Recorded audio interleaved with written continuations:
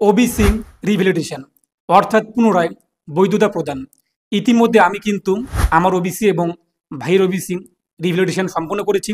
On স্ক্রিনে দেখতেই পাচ্ছেন দুটো সার্টিফিকেট আমাদের কিন্তু অ্যাপ্রুভ হয়েছে। অনেকের একটি প্রশ্ন যে ওবিসি রিভ্যালিডেশন করার পর আমাদের কি সার্টিফিকেট নাম্বার পরিবর্তন হয় কিনা? হ্যাঁ, আপনাদের নাম্বার কিন্তু পরিবর্তন হয়ে যাবে, নতুন ইস্যু ডেটও কিন্তু সেখানে অ্যাড হবে। এখন প্রশ্ন, ওবিসি রিভ্যালিডেশন করার জন্য কোন কোন নথিগুলো দরকার পড়বে, কীভাবে আমরা অ্যাপ্লাই করব, সমস্ত থাকবে আজকের ভিডিওতে। অবশ্যই ভিডিওটি আপনারা সম্পূর্ণ দেখুন।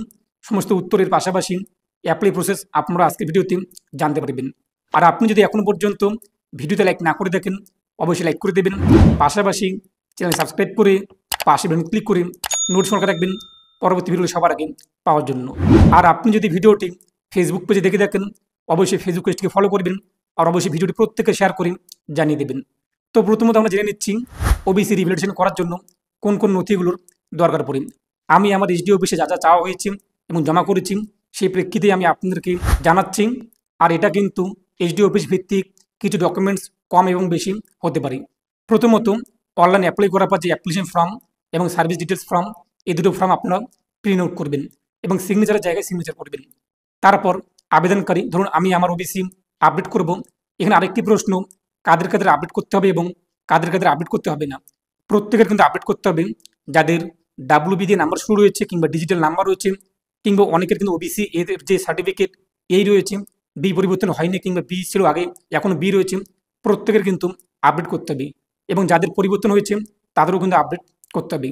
এই যে প্রথমত আমাদের আবেদন ফর্ম, তার পাশাপাশি আবেদনকারী, আমি নিজে মনে করুন আপডেট করেছি আমার আধার কার্ড, এবার ভোটার কার্ড থাকলে ভোটার কার্ড, তারপর রেশন কার্ড যদি থাকে রেশন কার্ড, এর পাশাপাশি জন্ম সার্টিফিকেট, যদি বার্থ সার্টিফিকেট না থাকে মাধ্যমিকের অ্যাডমিট কার্ড, যদি সেটিও না থাকে স্কুল সার্টিফিকেট আপনি কিন্তু দিতে পারেন যেখানে আপনাদের ডেট অফ বার্থ উল্লেখ রয়েছে। আর বাবার ডকুমেন্টস হিসেবে Aadhaar card, voter card, ration card থাকলে রেশন কার্ড আপনি দিয়ে দেবেন। এবং এখানে কিন্তু 2002 সালের ভোটার লিস্টে চাওয়া হচ্ছে। 2002 সালের ভোটার লিস্টে যেখানে আপনাদের বাবার নাম উল্লেখ রয়েছে সেই জায়গাটি আপনি একটু হাইলাইট করে দেবেন কিংবা নিচে একটা লাইন দিয়ে দেবেন কলম দিয়ে, যে এই জায়গায় এই নাম্বারে আপনাদের বাবার নাম রয়েছে। এর পাশাপাশি লাগবে কিন্তু যে আপনাদের পুরনো ওবিসি রয়েছে কিংবা যে ডিজিটাল সার্টিফিকেট রয়েছে তার জেরক্স আপনি জমা করবেন। এরপর লাগবে আপনাদের 1993 সালের জমির দলিল কিংবা যে পর্চা সেটি। এখন আপনার বাবার নামে যদি জমির দলিল না থাকে, আপনার ঠাকুরদা কিংবা দাদুর নামে জমির দলিল রয়েছে তার জেরক্স আপনি দিয়ে দেবেন, যেখানে নাম বোঝা যায়, এর পাশাপাশি সাল যেতে ভালোভাবে বোঝা যায়। এখন প্রশ্ন, অনেক এসডি অফিস কিন্তু এই সমস্ত যে জমির দলিল তা চাচ্ছে না। আমাদের এসডি অফিসে যেহেতু চাওয়া হয়েছে এবং আমি জমা করেছি তার জন্য আমি আপনাদের কিন্তু এই সমস্ত বিষয় জানাচ্ছি। আগেই বলেছি এসডি অফিস যে ভিত্তিক কিছু ডকুমেন্টস বেশি হতে পারে এবং কম হতে পারে। তারপর দরকার পড়বে কিন্তু ইনকাম সার্টিফিকেট। ইনকাম সার্টিফিকেটটি কার সংগ্রহ করবেন, যেহেতু আপনি একজন পড়ুয়া, আপনাদের কোনো ইনকাম নেই, তাই ইনকাম সার্টিফিকেটটি কিন্তু বাবার নামে তুলতে হবে। এক কথায় অ্যাপ্লিকেন্টের বাবার নাম থাকবে, তারপর সন অফ কিংবা কেয়ার অফ সেখানে আপনার ঠাকুরদা কিংবা দাদুর নাম থাকবে। এরপর লাগবে কিন্তু ডোমিসাইল সার্টিফিকেট। সেই ডোমিসাইল সার্টিফিকেটটি আপনি আপনার নামে তুলবেন। আমি যেহেতু আপডেট করব আমার নাম থাকবে, এরপর কেয়ার অফ কিংবা ডটার অফ যেটা থাকুক না কেন আপনাদের, সেখানে আপনাদের কিন্তু বাবার নাম থাকবে। এবং এই যে ইনকাম এবং ডোমিসাইল সার্টিফিকেট আপনি কিন্তু অনলাইন ডিস্ট্রিক্ট 2.0 পোর্টাল থেকে অ্যাপ্লাই করতে পারবেন। বিডিও অথবা এসডিও যে কোনো একজনের কাছ থেকে ইনকাম অথবা যে ডোমিসাইল সার্টিফিকেট সংগ্রহ করতে হবে। আর তার পাশাপাশি পাসপোর্ট সাইজের 1 কপি ফটো লাগবে এবং স্বঘোষণাপত্র, সেলফ ডিক্লারেশন কিন্তু দরকার পড়বে এবং ফাদার ডিক্লারেশনেরও দরকার পড়বে। এই যে সেলফ ডিক্লারেশন কিংবা ফাদার ডিক্লারেশন কিংবা মাদার ডিক্লারেশন, এটি কিন্তু অনেক এসডি অফিসে চাওয়া হচ্ছে না। আমাদের এসডি অফিসে যেহেতু চাওয়া হচ্ছে তাই এটা আমি আপনাদের জানিয়ে দিলাম। আরেকবার রিপিট করছি, পাসপোর্ট সাইজের ফটো আমাদের নিজস্ব, এর পাশাপাশি Aadhaar card, voter card, ration card এবং আমাদের যে ওবিসি রয়েছে এটি, এবং মাধ্যমিক অ্যাডমিট কার্ড অথবা জন্ম সার্টিফিকেট অথবা স্কুল সার্টিফিকেট।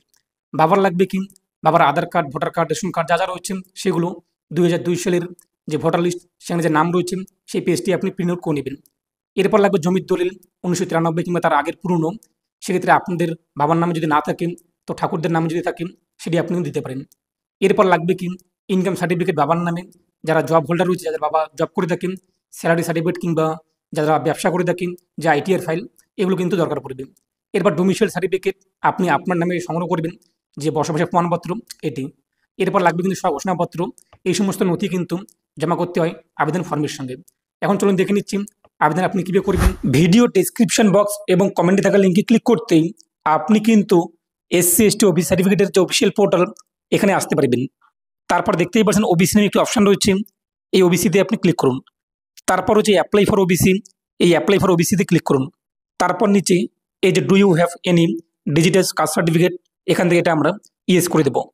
তারপর নিচে আপনি আপনার কাস্ট সার্টিফিকেট নাম্বার যে রয়েছে ওবিসি সার্টিফিকেট নাম্বার তা উল্লেখ করে দেবেন। সার্টিফিকেটটি কোন ডেটে ইস্যু করা হয়েছে, ডেট অফ ইস্যু আপনি বসিয়ে দেবেন। তারপর হচ্ছে ভেরিফাই, ভেরিফাই আপনি ক্লিক করবেন। তো নিচে কিন্তু অটোমেটিক বিভিন্ন ঘরগুলো ফিল আপ হয়ে যাবে, যেগুলো ফাঁকা থাকবে ব্লক অথবা পৌরসভা, জিপি বা ওয়ার্ড, এগুলো আপনি সিলেক্ট করে নেবেন। তারপর যে অ্যাপ্লাই ফর ওবিসি, এগুলো কিন্তু অটোমেটিক চলে আসবে। তারপর নাম চলে আসবে, মোবাইল নাম্বার আপনি বসিয়ে দেবেন, ইমেল আইডি বসিয়ে দেবেন। তাহলে কী হবে, কাস্ট সার্টিফিকেটে ওবিসি সার্টিফিকেটে আপনাদের কিন্তু মোবাইল নাম্বার এবং ইমেল আইডি লিঙ্ক হয়ে যাবে। পাশাপাশি ভোটার কার্ড নাম্বার অথবা আধার কার্ড নাম্বার অথবা রেশন কার্ড নাম্বার যে কোনো একটি ঘরে আপনি ফিল আপ করে নেবেন। অথবা আপনার কাছে যদি Aadhaar card, voter card, ration card 3টি ডকুমেন্টস রয়েছে, তো চাইলে আপনি 3টি ডকুমেন্টস নাম্বার এখানে উল্লেখ করতে পারেন। তারপর ডেট অফ বার্থ অটোমেটিক চলে আসবে, ডিস্ট্রিক্ট কী রয়েছে আপনাদের তা উল্লেখ করে দেবেন, পুলিশ স্টেশন উল্লেখ করে দেবেন, জিপি বা ওয়ার্ড উল্লেখ করে দেবেন, ভিলেজ বা টাউন উল্লেখ করে দেবেন, পোস্ট অফিস কী রয়েছে তা বসিয়ে দেবেন, তারপর পিনকোড বসিয়ে দেবেন। তো এই যে অ্যাড্রেসটি, এটা কিন্তু বর্তমান ঠিকানা, বর্তমানে আপনি কোথায় বসবাস করেন সেটা উল্লেখ করতে হবে।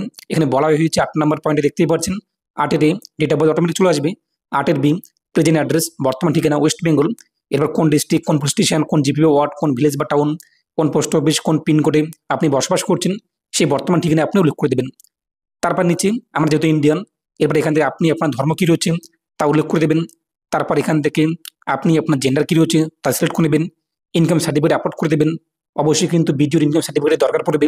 100 কেবির মধ্যে পিডিএফ ফাইলে আপনি আপলোড করে দেবেন আপনাদের ইনকাম সার্টিফিকেটটি।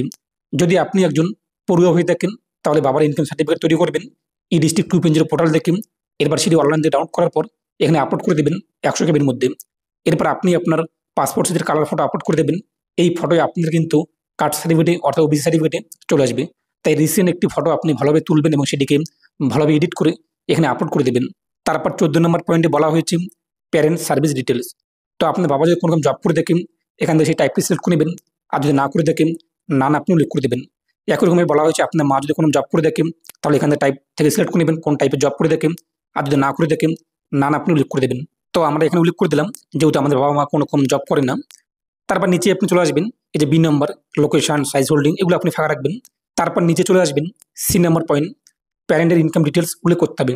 তো আপনি যে ভিডিওর কাছ থেকে ইনকাম সার্টিফিকেটটি সংগ্রহ করেছেন, তো সেখানে যে মান্থলি ইনকাম রয়েছে মান্থলি ইনকাম উল্লেখ করা থাকে, তো 12 দিয়ে গুণ করে বা যা আসে এখানে বসিয়ে দেবেন।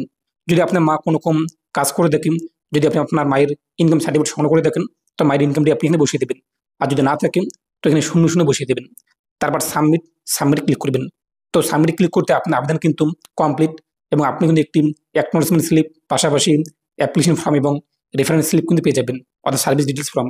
এই 3টিকে আপনি প্রিন্ট আউট করবেন এবং যে সমস্ত ডকুমেন্টসের কথা বললাম সেই সমস্ত ডকুমেন্টস সহ করে আপনি আপনার নিকটবর্তী এইচডিও অফিসে জমা করে দেবেন।